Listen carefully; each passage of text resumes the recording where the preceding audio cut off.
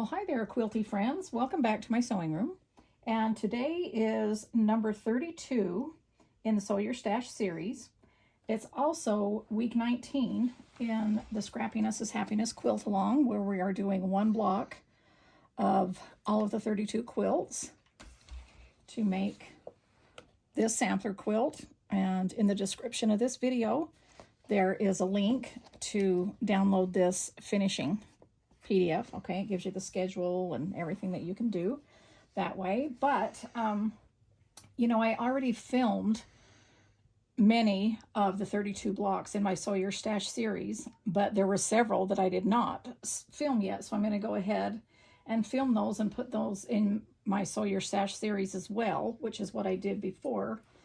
And at the end, we're going to talk about, after I show you how to do this checkerboard star. This is the 10-inch checkerboard star. Sorry, I got a little ahead of myself. That I'm going to show you how to make. And then this is week 19, but actually for week 18, I did not do a video for the checkerboard quilt. And we're doing the large checkerboard block in our quilt here. See how it's up? It's just up here. And here's the checkerboard star. Okay. And so, you know, I figured you know how to sew squares together, but I do want to talk about that. And this is the quilt in the book, so we'll talk about that after. So let's do the checkerboard star first. And there's a couple of ways that I do checkerboards. And for this one, because I want these to match, all of these fabrics and the background fabric for the entire block to match, then I use my 1.5-inch strip baskets. And I cut at least an 8-inch strip by 1.5. You know, in my strip baskets, I've shown you before, they're already 1.5 inches wide. And so I just have to chop off lengths of what I'm doing for each project.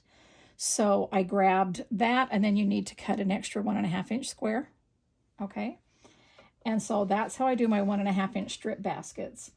And what I do with that is I will just do a lot of cutting of these and cut the entire background, including this strip set, for one block and kind of put that on a design board. And then I will cut out of my 2.5-inch strip baskets, I will cut all of these pieces right here that are going to consist of these corner. Okay, I use my 2.5 strip, and I will just cut a bunch of sets of those. Okay. Without the background. The background's, okay, I don't want to confuse you. So I cut several different backgrounds according to the book, but I keep, you know, I'll probably cut like 6 at a time. I usually cut about 6 blocks at a time. So I'll cut 6 sets of different backgrounds for each block. And then I'll do like 6 of these out of my 2.5-inch strip baskets. I'll cut 6 of these out of my 1.5-inch strip baskets. And then I will cut these pieces right here out of my 3.5-inch strip, because they need to be 3.5 inches tall, or because I need 4 of them that match. You can also use a 7-inch, you know, your 7-inch strips, because 3.5 and 3.5 make 7. And so obviously you can work from that to get those matching ones.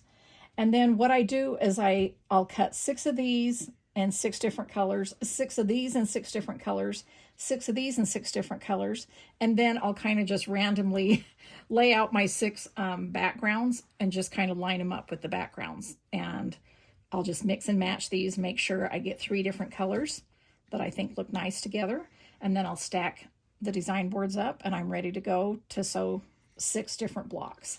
So a lot of you have asked how I cut, you know, how I plan my scrappy, you know, quilts and things like that. And I will usually tackle about 6 blocks at a time. So let's talk about the checkerboard. I'm doing the strip method here. Let me grab my rotary cutter and my 1.5-inch ruler. And then I just sew these together.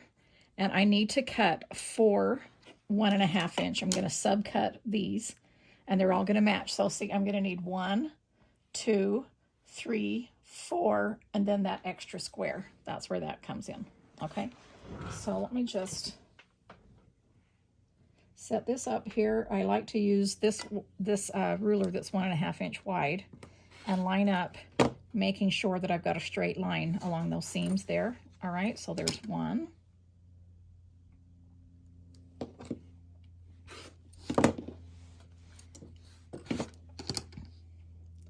So like I say, you need at least an 8-inch strip, and that says that in the book too, to do this. And this is a great way to make checkerboards if all of them match. You know, I just go ahead and strip them. Okay, so now I've got an extra. I'll just discard this one. And this one I'll put over here in, I'll show you these in a bit. Here, in this little basket here.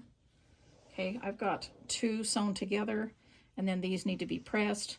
This is what I've got going on for these checkerboard blocks over here when they're all scrappy. But I'll show you that later. Okay, so now we're going to lay out this block, and I'm going to show you the segments that we've got going. Let me put this back over here.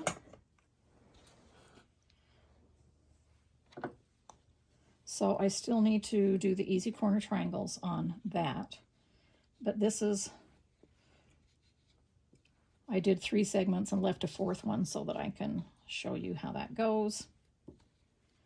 This is what this is going to look like. See, right there, you're going to set that there. This one goes like that. And this one goes like that. And these are the 3 pieces, so I'll show you that next. First, I want to show you how I do the checkerboard. So I'm going to flip this over. I'm pressing my seams open in the strip. I forgot to show you that.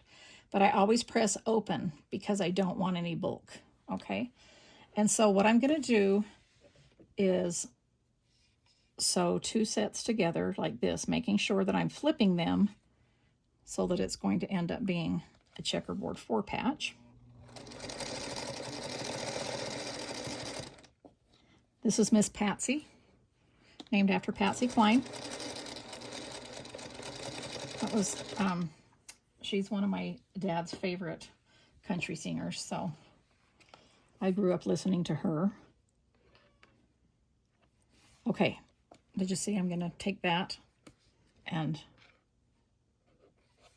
add that to one of the 2 sets right there.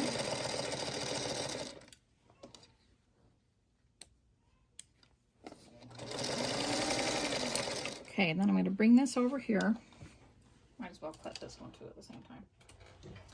Bring these over here, set the seams, and then I'm going to press open.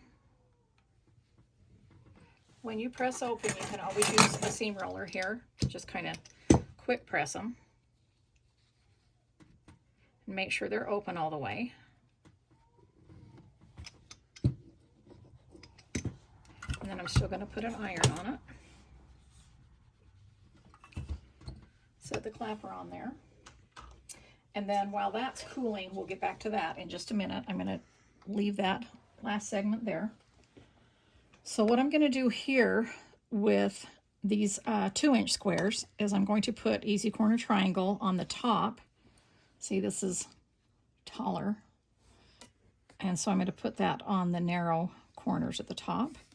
And what I'm going to do is line that up very carefully. Use this center line right here on my Seam Sew Easy guide. Start sewing on the corner and then follow the corner on this center line.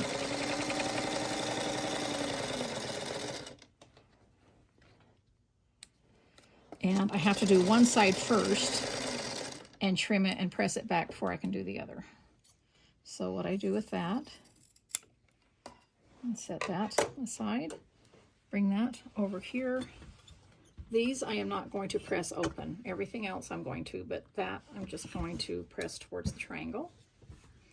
Okay, we'll let that cool off and then we'll continue here. So now I've got this right here. And what I need to do is now add that to that. Now, if you, I'm not a pinner, as you know, but if you want to pin, this is where my double pins come into play, and I do this sometimes when I'm having a hard time matching up seams, and all I do is poke it in, one on each side, okay? I'm not going like this and digging into it like a shovel and letting the end of the pins come out the other way. I'm just poking them in. That's holding that there, and that's holding, you know, both. Let's see, what am I saying? There's a pin on both seams, and so they cannot shift. And you can sew over it if you'd like, but I usually just get to that point and, you know, take it out, but sometimes I sew over them. All right.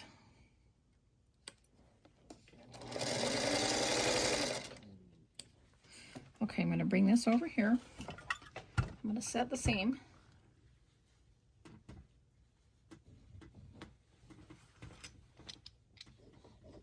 I especially like to use this roller in the intersections there. Now you can see that goes that way, that goes that way. It doesn't matter. That's the beauty of pressing your seams open. You don't have to worry. They're all going to be nice and flat and even, okay? And so now this is ready that I can add on to the other side.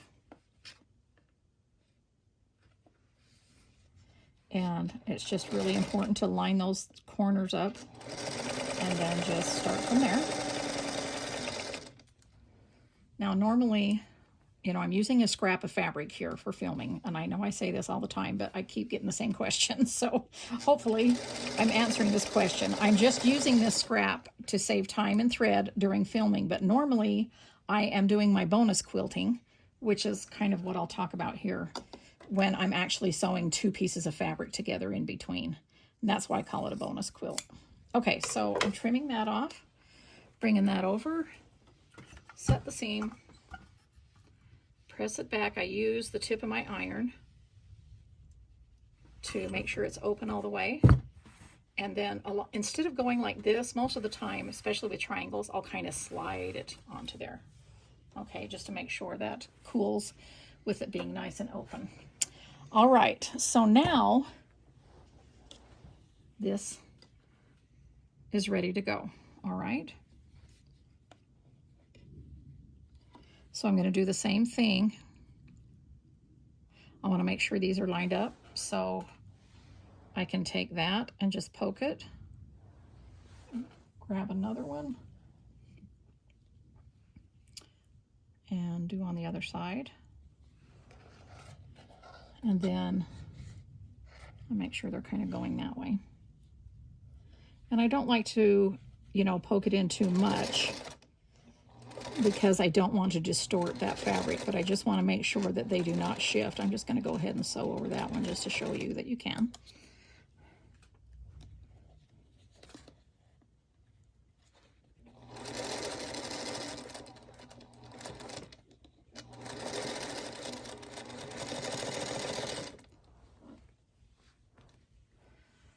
Okay.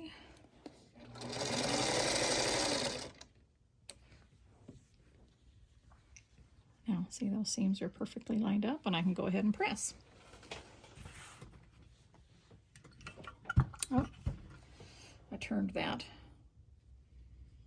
Okay, normally I would unpick that and do it again because that was folded under, but it's going to be fine for filming. But I just want to show you how to do this, and I can always, you know, do that later, but I don't like when they fold over. Okay, I'm going to set that there. Now I can put this back over here. Also, see how you can see that corner right there is sticking out just a little bit. Sometimes I usually will have my trim it rulers right here, but sometimes if I don't, I know it's just that corner right there. I'm just going to show you how I trim that off, keeping my ruler even with that top corner and this bottom corner of fabric. See, that takes care of it. Okay, I'm going to set that there. And now I'm going to show you how to do this little segment right here. Now, you may be wondering why I'm doing it this way, because you're like, how does this turn into that? I like to sew these first, press the seams open, and then add my easy corner triangles. The other alternative would be to take these two pieces, which meaning you have 8, and sew easy corner triangles to them, get them all the correct direction and all of that stuff. I think it's more accurate, easier, and faster, and more fun to sew this way when I can add the easy corner triangles on afterwards. Then I always do that. And if I can't, you know, meaning this is turned and there's an easy corner triangle going this way, and so I can't add it, you know, afterwards, then, you know, I will make them half square triangles first. But because I don't have to for this, then I'm not going to. And so what I'm going to be doing is adding a 2.5 inch square to this 2 inch by 2.5 inch strip. And I'm just using a 1/4 inch seam allowance.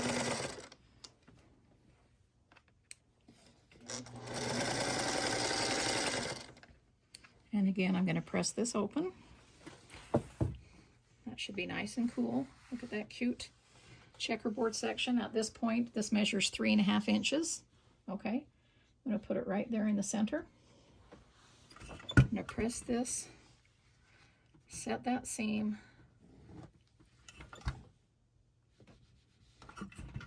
I usually, unless it's a long strip, I don't use my seam roller at this point, only on the intersections is when I usually use that to open it up. But, you know, there's always an exception. But for this block, that's kind of what I've been doing. Okay, I'm going to let that cool. I normally would for just a few more seconds, but, you know, it's filming. Okay, so see, all of these are the same way. So I'm just going to add this one to the bottom. And no pinning necessary here. I just start right here at the corner, making sure they're all lined up. I'm using an accurate 1/4 inch seam allowance. I tested this seam when I taped this to the machine. This is my 1/4 inch. You can see I'm going just a little bit inside the red, just because that's where I ended up taping it on this machine. But sometimes you can cover the red depending on how you have it taped. But just put it on there and do a quick seam and this is how I test it. I just take my ruler and make sure that my seam measures a 1/4 inch and watch where I sewed it. If I covered the red, or I went inside the red, or went right down the center of the red, and then I don't have to worry about it. And see how this is a little bit longer at the bottom, but because the longer piece is underneath, it usually ends up being pretty even by the time you get to the end, because the feed dogs will pull in the bottom piece just a little bit faster than the top. And so that's always nice to know that when you have a little bit longer piece, then you can make up the difference that way. Okay. All right. So now this is where I'm talking about how when I use this, because I have an intersection. So for sure, I always use this seam roller. Open that up first. I just want to make sure that's open all the way. I want this as flat as possible, which is why I'm pressing these seams open in the first place. Okay, I'm going to set that on there. And now, while that one's cooling, I'm going to just add these easy corner triangles. Now this, you know, in my mind, looks like a heart. And so I just hold these up. Okay, just like they're the heart shape. This one's going to be cool enough. They're all the same. Okay, I sewed them all the same way. I didn't need to worry about different directions and things like that because I'm adding the easy corner triangles all at the same time. This way, if you did it this way, you would have to make sure that, you know, it just gets a little bit confusing. So all I'm going to do is the same step on each one. And I'm covering the pink, and then I'm going to cover the pink over here. And then they're going to end up looking kind of like a little tulip shape there. Okay, I'm going to slide this machine over. And I'm just following that center line, doing all 4 at the same time in a chain. I like to chain piece most of the time. But again, it is a little bit different when I'm showing you how to make a block in filming. I, you know, sometimes just do one segment at a time just so that I can show you how that is formed. This is a great block to use your stash in, you know, your leftovers and your, you know, the scrappy bins is what I use for all this. You know, I've shown you how the sizes that I cut up my fabric and my leftovers and even new fabric that I shop for. I'll link to that video again. But it's always nice to know how to use the things that, you know, your strips and your baskets and your leftovers. I mean, that's great if you save your leftovers and cut them into usable sizes, but if you don't have quilts and different varieties of patterns to use those sizes in, then it's kind of like, now what do I do now, you know? And so that's why I did Scrappiness is Happiness. There's 32 quilts in here, which is just a sampling of what I do with these, but I've been doing this star for a long time. I first designed this for my sew by row quilt. Cass, can you show that cross stitch up there, that pink on the wall? See in the middle under the sewing machines, that this is the cross stitch, my cross stitch pattern that's a replica of the quilt, but there's the checkerboard stars there in cross stitch. So I first designed that years ago when I designed this quilt, and then I also used this because it's a 10-inch block for the first year of the Rotted Blade Block Challenge. So I used that again, and then I really wanted to put this in my book because it's so great to use your 1.5-inch strips, your 2.5, your 3.5, and 7. You can even use the 5-inch baskets to do these, because they all match. You don't have to just use your 2.5 strips. If you don't have long enough 2.5-inch strips, then use your 5-inch and subcut those. All right, which one am I? Okay, I'm talking a lot. I'm chatting. Let's chat while we sew, right? And I like to chat with you just like you're here in my sewing room with me. Oh, that's a loud helicopter. Okay. I don't know, is that a helicopter? All right, so there's the last of my easy corner triangles. Because they're wide enough apart, I don't have to do one side before I can do the other like I had to with this. I can just go ahead, do that, and then I can go ahead and trim these. And I don't have to do an accurate 1/4-inch seam allowance of trimming because they're already sewn. Okay, I got them all trimmed. We took a quick little break to feed the baby. And then what I did is I pressed them as well. So I trimmed them all up and pressed towards triangles, okay? And so those are ready to go to sew the block together. And then one more thing that I did, let me just lay these out here. One more thing I did was grab my trim it ruler, because I told you I usually have that here and I forgot to grab it. And so I grabbed my 3.5-inch trim it ruler, and that's what this should measure in here. Okay, so I wanted to make sure that I grabbed that, and then I trimmed it up. So you can see that's what that looks like, and all those lines on there really help. Okay, so we can put that over there. This is ready to sew together, and it's just like a 9-patch. So I'm just going to go ahead and sew it together and press all of the seams open. All right, so here it is all pressed from the back. I forgot to tell you that during that break too, when we fed Reed, that I fixed that seam that I said I'll probably fix it later. So anyway, so that's what it looks like from the back, and that's what it looks like from the front. And right now it measures 10.5 inches. And look how cute. I love these blocks. Here, let's bring it back over here. You know, like I said before, I've been making these blocks, these checkerboard stars, for a long time, and teaching them, you know, in my scrap workshops and stuff in past years. And I just love them. Like, look how cute, even though they're totally different blocks, would look together. And so that's what I do. Just cut out sets of backgrounds that all match. You could use scrappy backgrounds, but I like, you know, my background blocks to all be different. And you can see that in the, you know, quilt, in the opening that's in the book, in the opening video that's hanging on my design wall here. And I have plenty of pictures that were taken here during the photo shoot, where the photo shoots take place here in my home. And so I styled those photos with things from my home And so you'll see plenty of that. But what I'm saying is it's all scrappy, but the backgrounds are scrappy too, but within each block, they're all the same. Okay, hope that makes sense. And so I'll just show you that. Let's see, I think. Yeah. So here is that on page, this is the quilt on page 132, what you need to make the quilt. And here's some of those photos I was talking about right here, that these are taken in my home. And so the block before that, which is happening this week, I'm actually going to release this video a little bit earlier than the Checkerboard Star so that we can talk about the Checkerboard Quilt, which is going on this week, which is week 18.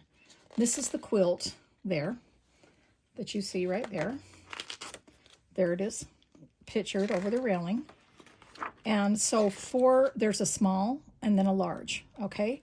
So the small ones are made with 1.5-inch squares, and the large ones are made with 2.5-inch squares. And for our quilt, we're just making one large one for the sampler quilt. But let me move all of this stuff out of the way. Let me just set that there. In fact, I'm going to put this over here on my ironing table so I can pull this quilt in and talk to you about a few things. So we'll just unfold this a little bit and talk about the dark background. Okay, so this is made with navy linen. So this is actually linen fabric. Okay, that's what this is the quilt backing. Let me fold up a corner. Okay, this is my Farm Life quilt backing. And you can see this is the popcorn pantograph. Okay, this is one that I use a lot. And we did that in navy blue. And so that runs over the front too, but that's fine, right? We did that in navy. And so you can see that these are made with 1.5-inch squares in the intersections. And then this is the large with 2.5-inch squares. And then I did a strip set. Of course, this is all in the book, just kind of talking about it a little bit. Just did a strip set like this to offset because there's colors on this side. I wanted the color in the center. And it just makes for an interesting pattern. And so when I'm sewing with linen, I just pre-wash it. I don't really even think it shrinks that much, but I normally do not pre-wash my fabrics. But with linen, just because it's a little bit different than cotton, but it is a natural fiber, I've used the linen in several quilts in my book. I just pre-wash it, and you can cut it and sew it, and I love the feel of it. And then I put the gingham from Farm Girl Vintage on the binding. Of course, I've got a gingham, my Bee Ginghams collection out now, so there's plenty of ginghams for bindings. But don't be afraid to use a dark background. Now, I knew that I was doing this navy, so I didn't use any navy squares for this, so that they wouldn't blend in. I hope that makes sense. Okay, let me just unfold it again that way. And then I'll show you a few pictures of this in the video, if I can, find some, and from the photography. And so I just wanted to show you that up close. And again, when I'm doing, I didn't do a tutorial on these because it's just squares. But here's what they look like if you're not using a dark background. And I'm just using my bee backgrounds. And so what I do is I'm using this. I'm making another bonus quilt. I am using 1.5-inch squares to make these 9 patches and 2.5 squares to make these 9 patches, but I'm going to set them differently. And I'll show you that, when I do. It's not going to be the same as that quilt.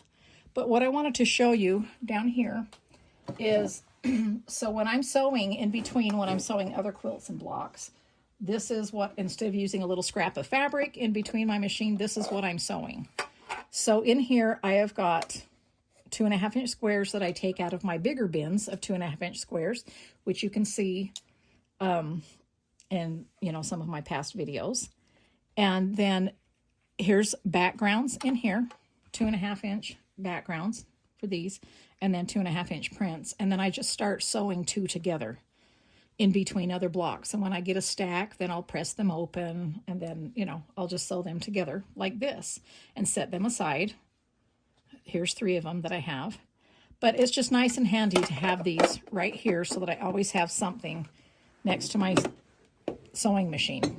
Now over here, now that I moved Patsy over here, it's kind of hard to see.